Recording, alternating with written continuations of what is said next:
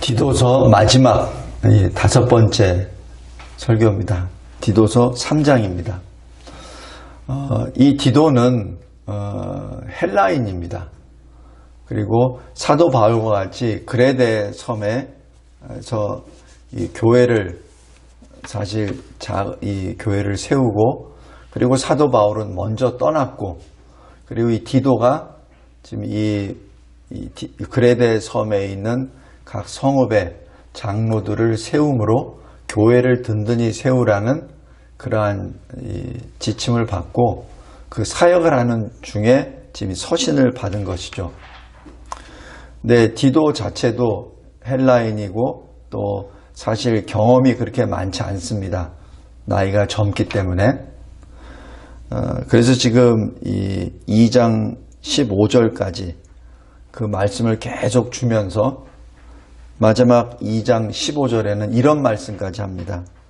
누구에게든지 업신여김을 받지 말라 하는 그 말까지 당부하고, 이제 마지막 3장으로 그 결론 부분으로 이제 들어갑니다.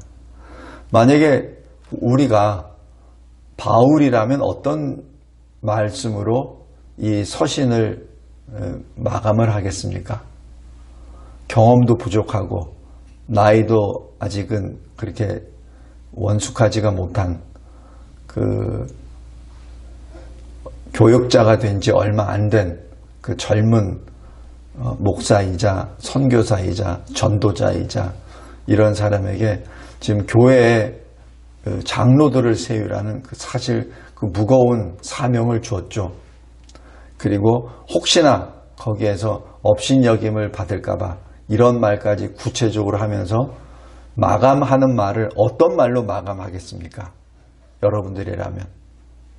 오늘 여기 3장 말씀을 잘 보면서 사도 바울이 이 젊은 이 전도자에게, 선교사에게, 목사에게 어떤 말씀을 주시는지, 또 그 말씀이 우리에게 어떻게 적용이 되는지 다시 한번 잘 보면서 말씀을 보겠습니다.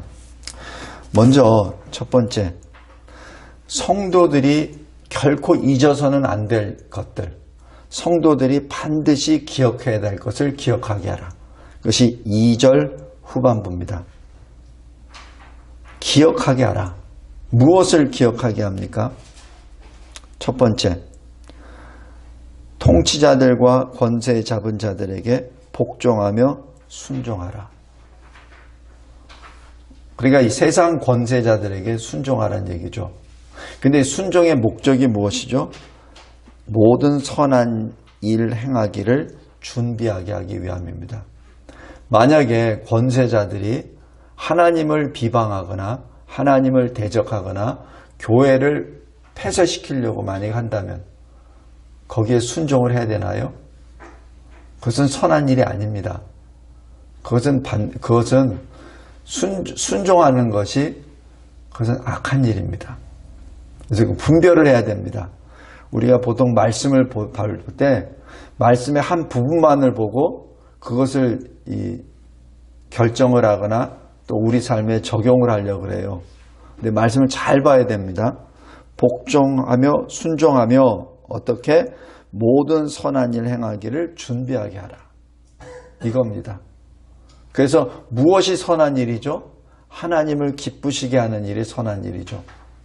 그래서 교회를 폐쇄시키는 일이 권세자의 명령이라고 하여 순종하는 것은 그것은 선한 일이 아니라 악한 일입니다.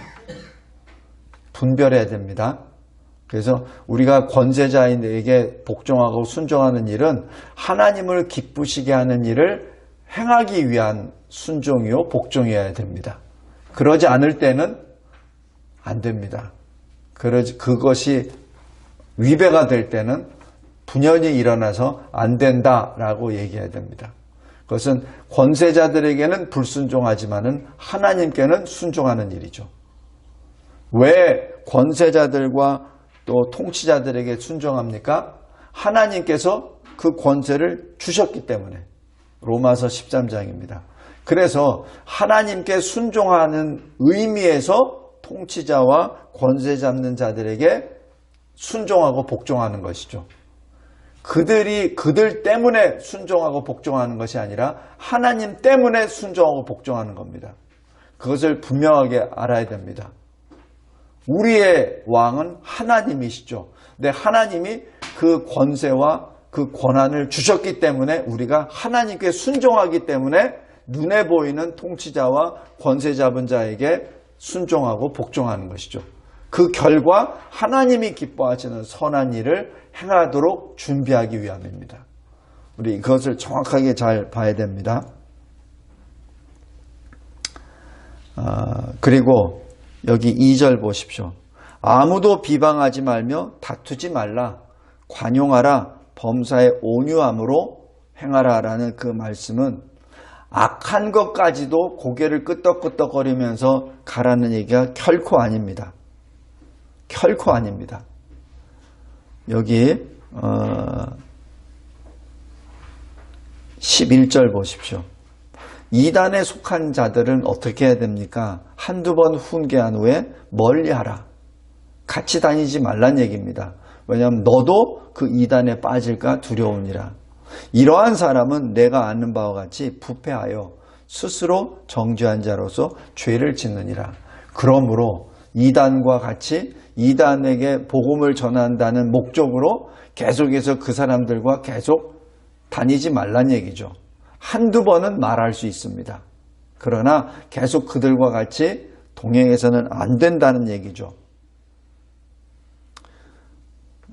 여기 3장 2절에 온유함과 관용이라고 하는 것은 그리스도 안에서 온유와 관용입니다. 그래서 여기서 말씀에서 벗어날 때는 그것은 관용을 해서는 안 되죠. 그것은 관용이 아니라 타협이 되어버립니다. 혼합이 되어버립니다. 또 진리를 벗어났는데도 온유하게 만약에 받아들이면 그것은 누룩을 안아버리는 게 되죠. 그래서 내가 오염돼 버리는 겁니다. 부패하게 되는 거예요. 그때는 과감하게 떨쳐나가야 되죠. 내가 그 자리를 피하든지 아니면 교회 내에 누룩이 들어왔으면 누룩을 떼내야 되죠. 여기서 우리가 말씀을 받을 때 그냥 그 단어 하나를 받아들여서 여기 디도서 3장 2절에 비방도 하지 말고 다투지도 말고 관용하지도 말고 온유함으로 모든 걸 하라고 했으니까 모든 것들을 다 이렇게 받아들여야 하는 것은 그것은 말씀을 잘못 이해한 겁니다.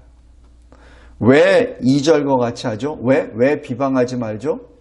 왜 범사에 온유함을 하죠? 교회를 세우기 위함입니다. 이것은 성도들 간의 문제입니다. 성도들 간에 교회를 세우려고 지금 하는데 그레데 성읍에 가서 교회를 세우려고 하는데 성도들 간에 어떤 문제가 있을 때 서로 비방하거나 또 서로 다투지 말란 얘기입니다. 그리스도의 몸된 교회를 세우는 데 있어서 관용과 온유함으로 세우란 얘기죠. 지금 거기에 초점이 있는 것이지 믿지 않는 자, 하나님을 대적하는 공산주의자 그리고 동성애주의자들과 같이 관용하고 온유하고 뭘 하라는 얘기가 아닙니다. 그러면 교회가 세워지는 것이 아니라 교회가 무너지는 것이죠.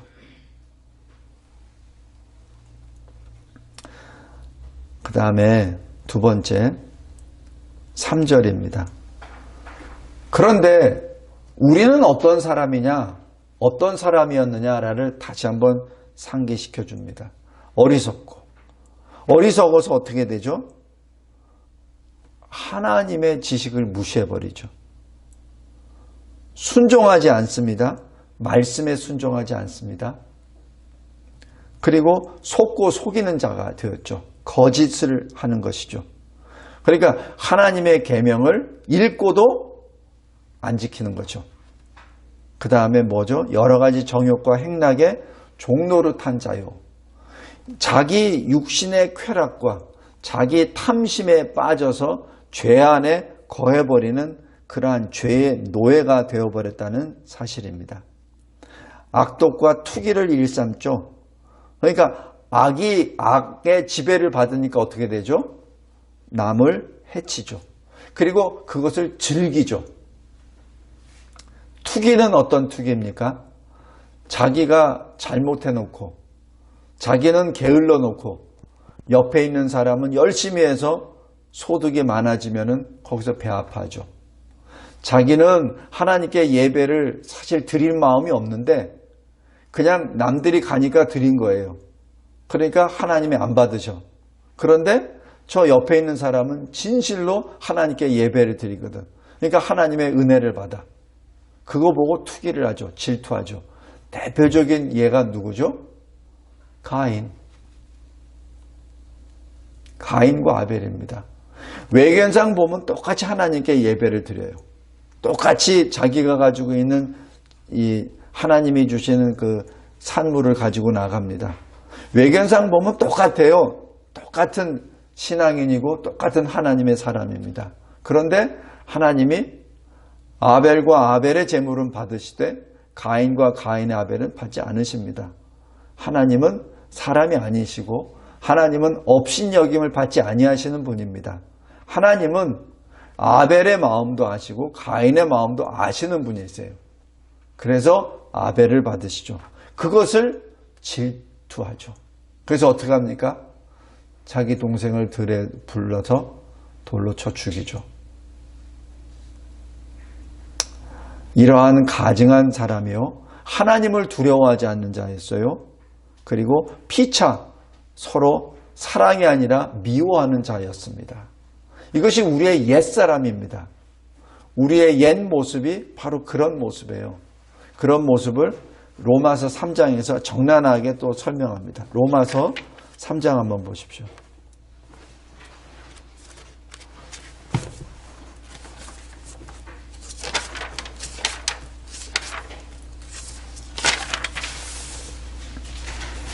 로마서 3장 9절부터 18절입니다. 우리 모두 다 죄 아래 있다. 10절에 의인은 없다. 하나도 없다. 깨닫는 자도 없고 하나님을 찾는 자도 없다. 12절 다 치우쳐 함께 무익하게 되고 선을 행하는 자가 없나니 하나도 없다. 13절 그들의 목구멍은 열린 무덤이요 혀로는 속임을 일삼으며 그 입술에는 독사의 독이 있고 14절 그 입에는 저주와 악독이 가득하고 15절 그 발은 피 흘리는데 빠른지라 16절 파멸과 고생이 그 길에 있어 평강의 길을 알지 못하였고 18절 그들의 눈앞에 하나님을 두려워함이 없느니라. 이것이 우리의 옛 모습입니다. 우리의 모습은 하나님을 찾지도 않았고 하나님을 두려워하지도 않았습니다. 그러니까 이러한 모든 악행을 하게 되죠. 그러나 현재 우리는 어떤 모습입니까? 여기 4절부터 여기 7절까지입니다.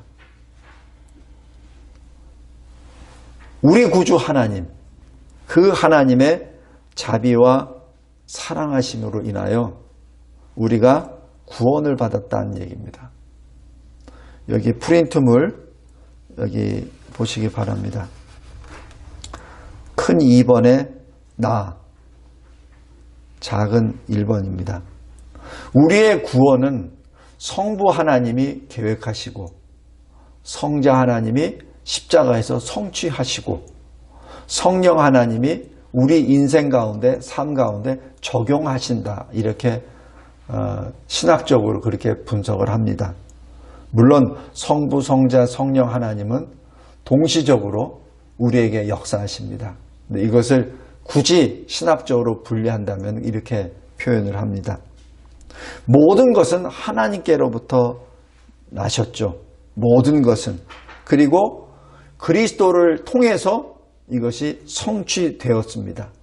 그리고 하나님 아버지와 또 예수 그리스도께서 보내신 성령이 우리 안에 내주하시며 그 모든 구속의 역사가 우리의 삶 가운데 적용되고 나타나도록 역사하시죠. 그래서 여기 4절에, 오늘 본문 4절에 우리의 구원의 뿌리는 하나님이십니다. 우리의 어떤 행위가 아니란 얘기입니다. 그래서 5절로 이어집니다. 우리가 행한 바 의로운 행위로 말미암지 않고 라고 기록합니다. 지금 이 말씀 때문에 우리는 누구를 향해서도 우리의 자랑을 할 수 없는 존재입니다.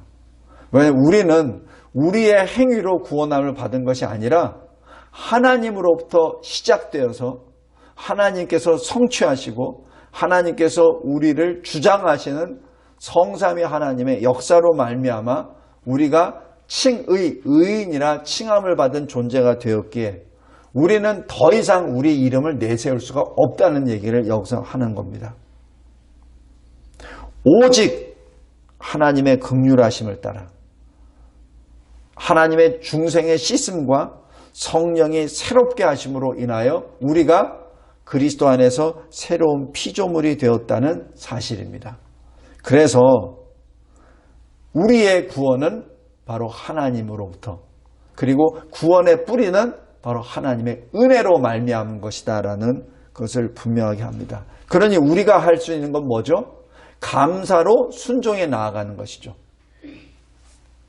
그리고 우리의 삶과 죽음을 통해서 하나님께 영광을 돌리는 것이 우리의 본분입니다.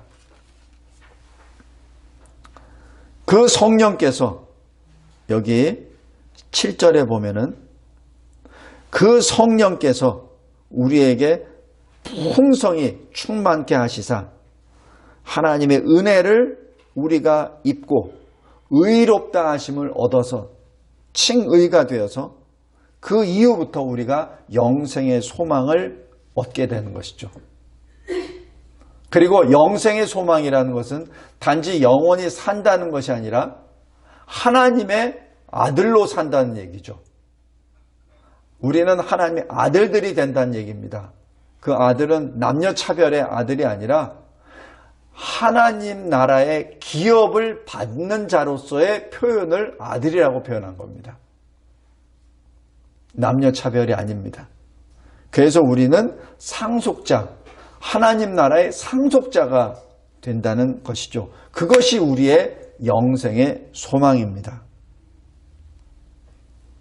이러한 모든 일은 여기 프린트물 두 번째 페이지 작은 4번에 보시면은 에베소서 1장 4절에 창세전에 그리스도 안에서 택하사, 데살로니가 후서 2장 13절에 하나님이 처음부터 택하사. 다시 얘기해서 하나님이 하나님의 뜻대로 하나님의 은혜 안에서 우리를 택하셨다는 것이죠. 그것은 하나님의 영역입니다. 왜 나를 택하셨습니까? 그것은 몰라요. 그건 하나님의 결정사항입니다. 단지 우리가 고백하는 것은 감사합니다. 나 같은 죄인 중의 괴수를 주님이 택하셔줬다는 것이 감사하고, 그 택하심이 창세 전부터 나를 아시고 나를 사랑하셨기에 택하셨음에 더욱더 감사합니다. 우리는 창세 전 그리고 창조 역사 그 당시에 우리는 없었어요. 우리는 존재하지 않습니다. 그러나 하나님이 우리를 택하사라고 하는 것이 바로 하나님의 영역이요, 하나님의 능력이요, 하나님의 지혜입니다. 우리는 피조물은 알 수도 없고 생각할 수도 없고 상상할 수도 없는 영역입니다. 바로 그러한 표가 우리가 지금 받았었던 세례입니다. 세례는 중생, 거듭났다는 표요인입니다. 물로 씻었다고 하는 것은 우리의 죄를 씻었다는 가시적인 표요, 그리고 성부, 성자, 성령의 이름으로 세례를 받았다는 그 자체는 바로 성령이 우리에게 임하셔서 우리가 다시 성령 충만함으로 성령으로 거듭났다는 표이기도 합니다. 어떤 사람들처럼 물세례도 따로 있고 또 성령세례도 따로 있고 하는 그런 차원이 아닙니다. 하나님의 중생의 역사, 거듭남의 역사가 뭐가 부족해서 하나님께서 물로도 한번 했다가 또 그게 부족하니까 성령으로도 했다가 그런 것이 아닙니다. 물로 세례를 받았을 때 성부, 성자, 성령의 이름으로 세례를 베풀 때 이미 성령은 임하신 것이죠. 거기에 대한 가장 정확한 해석이 예수님이 요단강에서 세례를 받으실 때 그 표현입니다. 세례 요한은 말씀합니다. 나는 물로 세례를 주거니와 내 뒤로 오시는 이는 성령으로, 물과 성령으로 세례를 베푸신다는 얘기죠. 그 자체의 첫 신호탄, 첫 표적이 예수 세례의 모습입니다. 예수님이 세례를 받으시고 물 위에서 올라오실 때 어떻게 되죠? 하늘이 열리고 그리고 성령이 비둘기 모양으로 임하시죠. 그리고 성부 하나님이 말씀하십니다. 이는 내 사랑하는 아들이라. 내가 그를 통하여 인하여 기뻐하노라 라는 그 말씀이 바로 성령 그 자체가 비록 세례 요한은 물로 세례를 베풀었으나 하나님께서 응답해 주셔서 성령이 임하심으로 인하여 성령 세례가 거기서 임한다는 그 사인입니다. 예수 세례부터 시작하여 예수님을 통해서 이제는 더 이상은 물 세례가 있는 것이 아니라 세례 요한처럼 성령까지 같이 임하게 되는 것이죠. 왜? 주님은 항상 말씀하시잖아요. 이렇게 가라, 어디로 가라가 아니라 나를 따르라 하셨잖아요. 그죠? 그러니까 예수님이 그러한 물과 성령의 세례를 받으시고 난 다음에 나를 따르라고 하신 거죠. 성도 여러분, 하나님의 역사는 뭐가 부족하고 뭐가 완전하지 못해서 재차, 3차 들어오는 것이 아닙니다. 하나님의 역사는 그 한 번으로 족하고 그 한 번으로 완전합니다. 여기 5절에 중생의 씻음과 성령의 새롭게 하심이 바로 성령의 역사요. 그리고 세례가 눈에 보이는 표요인이라는 그 증거입니다. 왜 이런 말씀을 계속해서 디도에게 전합니까? 아까 제가 서두에도 말씀드렸지만 아직까지 목회 경험도 적고 전도나 선교 사역도 사실 적습니다. 그래서 디도에게 이런 말씀을 계속 전하는 것이죠. 그 다음에 여기 설교여에게 작은 동글뱅이 6번 성령의 역사입니다. 이러한 성령이 새롭게 하심을 받아서 어떻게 되죠? 베드로후서 1장 4절에 있는 것처럼 신성한 성품을 입게 됩니다.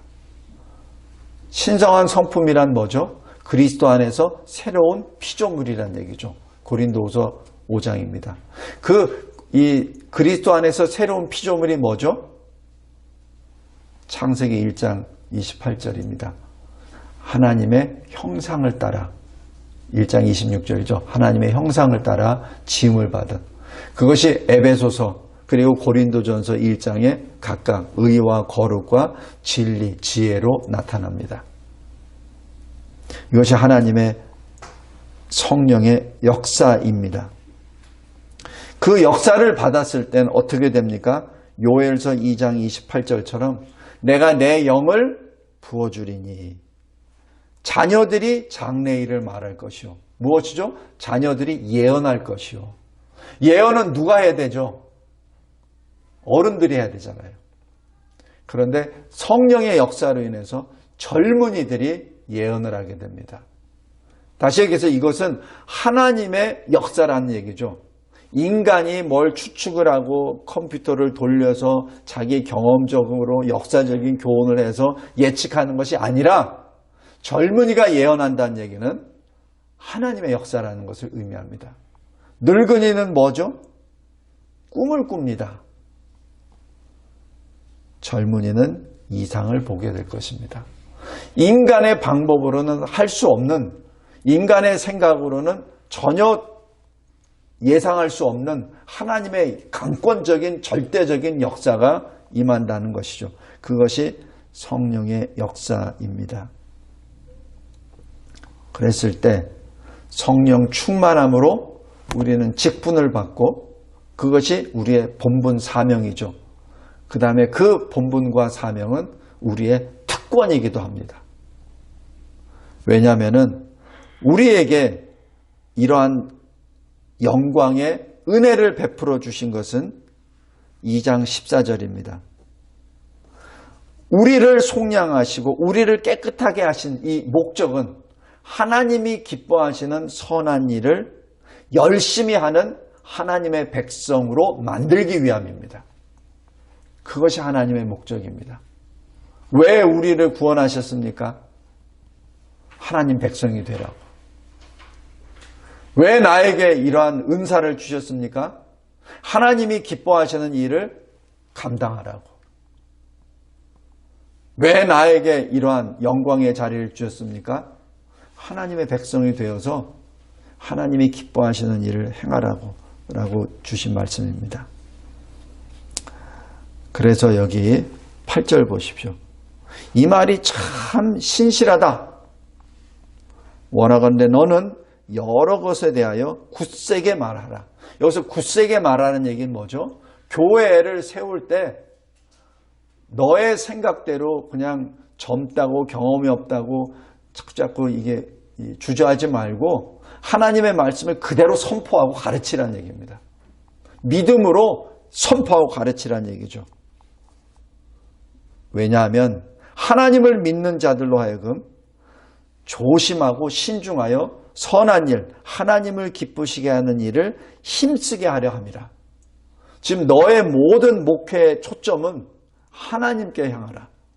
그래서 너의 목회의 초점은, 교회를 세우는 초점은 하나님이 기뻐하시는 일에, 하나님 나라의 일에, 하나님의 의를 이루어 나아가는데 모든 초점을 다 기울여라 라고 지금 권면합니다. 그러니까 업신여김을 받을 수가 없죠. 왜냐하면 하나님에 대해서 말을 하는데, 그죠? 바로 그것이 교회에 유익하니라 얘기입니다. 그것이 교회 성도들에게 유익하고 교회가 있는 그 땅이 그레데 섬이 유익하니라라는 그 말씀입니다. 사실 여기까지가 8절까지가 마지막 사도 바울이 자기 제자이자 동역자이자 그리고 그레데 섬에 남겨둔 젊은 디도 선교사, 전도자, 목사에게 주는 강력한 권면입니다. 저도 이제 한 6년 또는 7년 정도 있으면은 이제 이 교회를 이제 어떤 젊은 목사님에게 또 드려야 됩니다. 넘겨야 됩니다. 그때 제가 무슨 말을 하겠습니까? 제가 이 디도서를 보면서 내가 만약에 사도 바울이라면 젊은 목사가 우리 진리와 제주와 교회에 왔는데 어떤 말을 남겨야 되는가라는 것을 했을 때 약간의 그 마음에 좀 동조가 이루어집니다. 할 말은 많은데 시간은 없고 이 젊은 목사에게 어떤 말을 해야 교회에 유익이 될까? 그죠?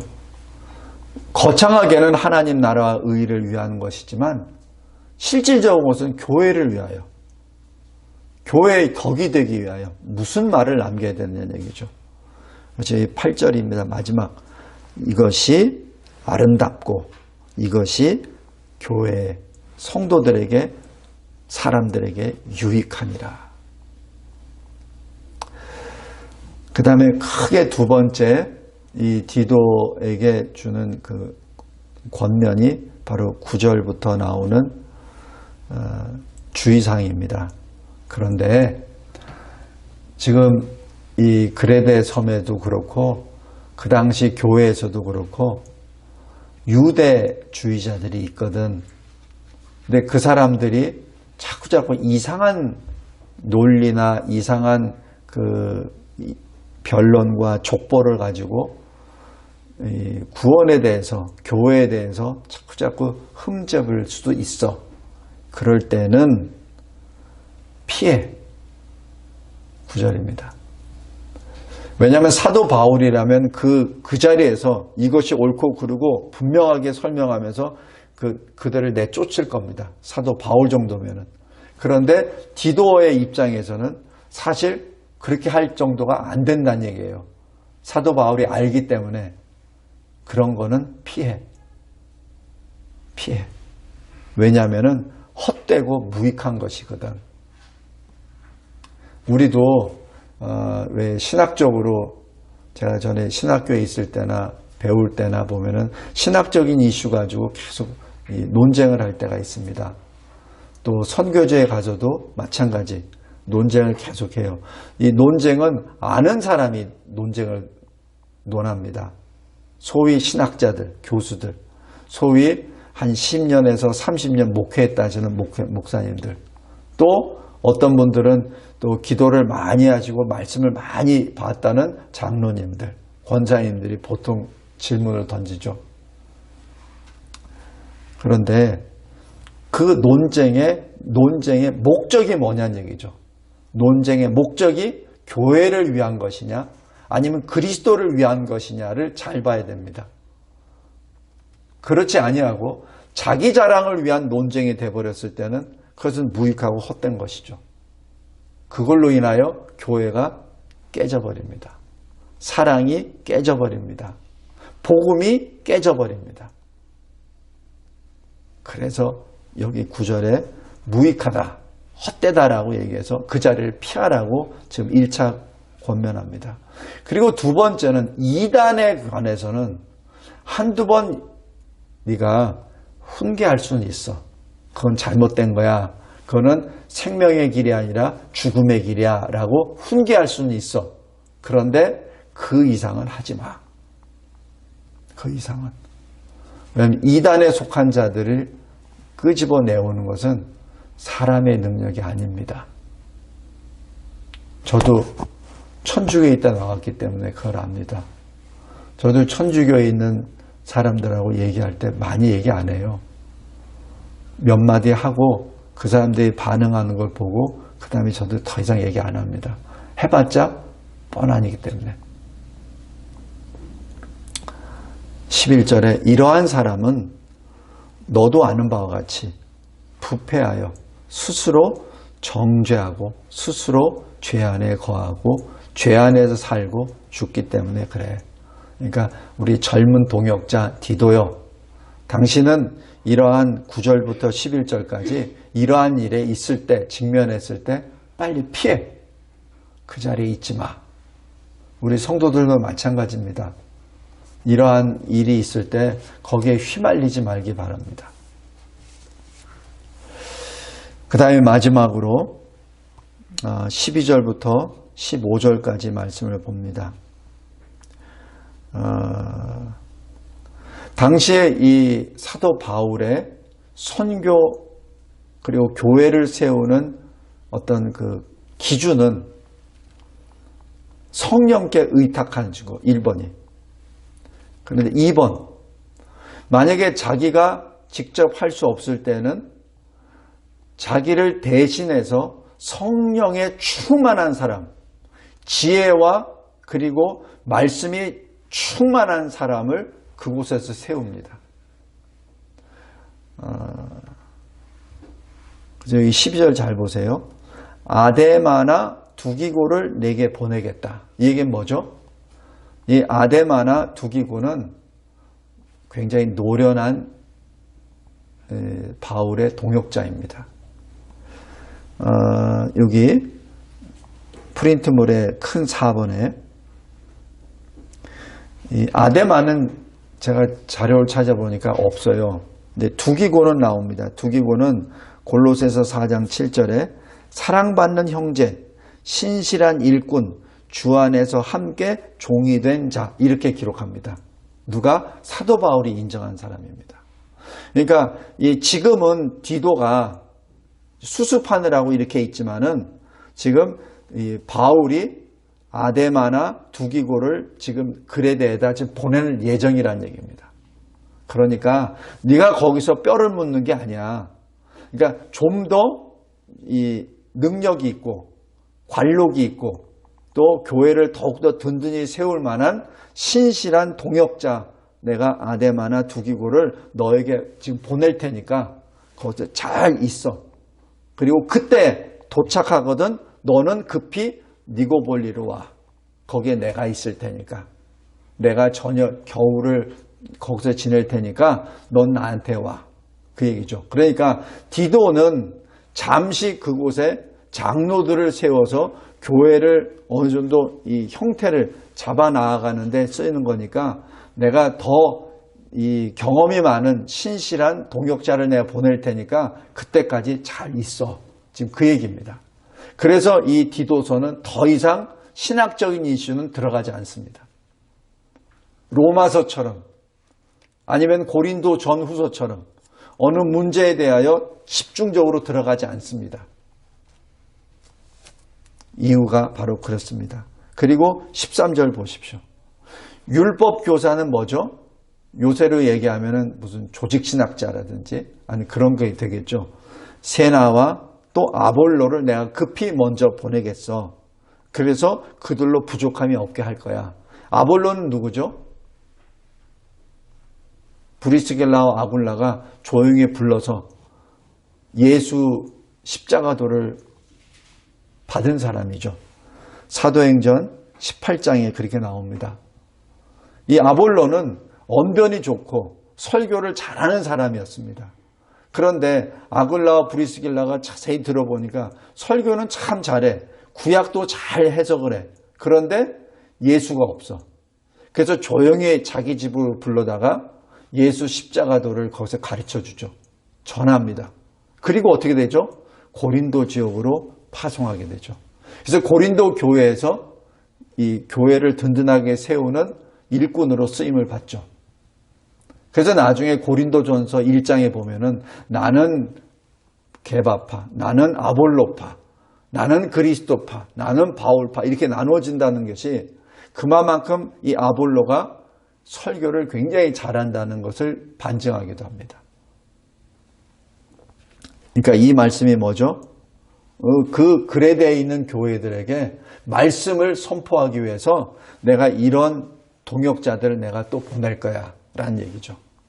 그러니까 디도는 교회를 세우는 데 있어서 그 장로들을 세우고 서로 성도들 간의 온유함으로 그리고 성도들 간에 서로 관용하며 다투지 않으며 기본적인 골격을 딱 하나 하고 나면은 그 다음에 아데마나 두기고 또 세나나 아볼로를 통해서 그 교회를 다시 정확하게 세울 거야 라는 그 얘기입니다.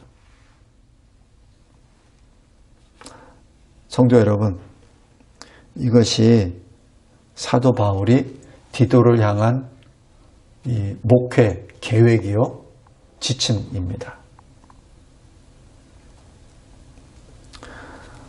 이것을 이제 후대에 있는 신학자들이 디모데 전후서, 디도서는 목회 서신이다 이렇게 분류를 그렇게 강제적으로 이렇게 하는데 그거는 조금 좀 잘못된 겁니다. 바울의 마음은 지금 교회를 세우는데 지금 들어가 있는 거예요. 그러다 보니까 이것을 근거로 목회자는 이것만 하면 돼 라고 생각하는 것은 착각이란 얘기죠. 성도 여러분, 그리고 사도 바울이 15절에 이렇게 말합니다. 나와 함께 있는 자, 나와 함께 있는 자는 누구죠? 디도의 동역자죠. 나와 함께 있는 자. 너는 지금 그레데에 있어. 그런데 너 혼자 있는 거 아니야. 나와 함께 있는 자가 다 너에게 문안하고 너를 위하여 기도하고 있어. 그러니까 너도 나와 함께 있는 모든 동역자들에게 문안하고 기도해. 이 얘기는 뭐예요? 너 혼자 아니야. 너 혼자 아니야. 너 외로워하지 마. 두려워하지 마. 항상 너와 함께 있어. 그리고 너 혼자 있는 것이 아니라 우리 모든 동역자들이 너를 위해서 기도하고 있어. 그 얘기입니다. 말씀을 맺겠습니다. 여러분이 만약에 기도라고 했을 때 경험도 없죠. 나이도 젊죠. 생소한 곳이죠. 그런 곳에서 목회를 한다고 보십시오. 거기서 장로를 뽑아야 된다고 생각을 해보십시오. 여기저기서 큰 소리가 나오고 여기저기서 다른 의견들이 나왔을 때 어떻게 할 겁니까? 두렵기도 하겠죠. 그러나 이 디도서 자체가 디도에게 주는 커다란 위로요, 힘이 될 겁니다. 우리 성도 여러분, 오늘 이 디도서를 마감하면서 다시 한번 우리 진리와 제자교회를 다시 한번 보시기 바랍니다. 하나님은 우리 교회를 향하여 이런 마음으로 보고 계십니다. 그리고 부족한 종으로 이 교회를 세우도록 10년을 지금 붙잡고 계세요. 하나님께서 우리를 향하여 어떤 눈으로 보고 계시겠습니까? 다시 한번 주님이 우리에게 주시는 생명의 기회입니다. 우리 일생에 있어서의 유일한 또한 기회이기도 합니다. 하나님께서 주신 이 기회이자 특권, 또 이 사명이자 우리에게 주시는 영광입니다. 이 일에 늘 감사하며 우리와 늘 함께 동행하시는 주님을 늘 바라보며 주님의 이름으로 함께 힘있게 교회를 세워나가는 우리 모두가 되시기를 주의 이름으로 기도합니다. 하나님 감사하고 감사합니다. 하나님께서 저희에게 주신 이 생명의 말씀, 이 디도서 마지막 3장을 보며 하나님의 그 깊은 사랑의 마음을 조금이나마 느끼게 해주시는 데 진심으로 감사합니다. 그 많은 말씀 가운데 우리들에게 주시고자 하시는 그 말씀, 주님의 구원의 도, 너의 구원의 시작은 하나님이요, 과정도 하나님이요, 끝도 하나님이심을 늘 기억하게 하고 모든 것을 교회의 유익이 되고 교회의 덕을 세우기 위하여 모든 것을 다 거기에 초점을 두라는 그 말씀에 아멘으로 주님을 찬양합니다. 하나님, 늘 우리와 함께 동행하시는 주님의 이름으로 기도합니다. 감사합니다. 예수 그리스도의 이름으로 기도드리옵나이다. 아멘. 아멘.